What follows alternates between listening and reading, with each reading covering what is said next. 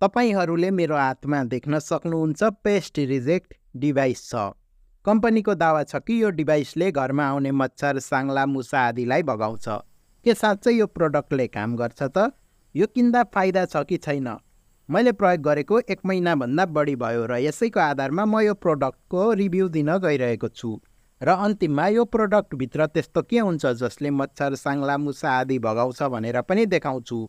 Video मन पर्यो भने लाइक गरी च्यानलमा नयाँ हुनुहुन्छ भने सब्स्क्राइब गर्नुहोला।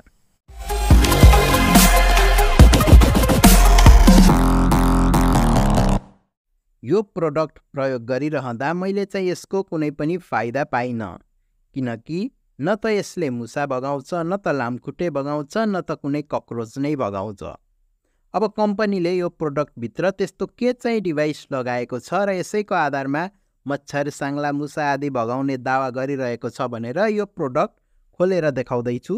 तपाईहरूले यहाँ देख्न सक्नुहुन्छ यो प्रोडक्टमा त्यस्तो कुनै पनि डिभाइसको प्रयोग गरिएको छैन जसले गर्दा लामखुट्टे, मुसा, साङ्ला आदि भागोस्।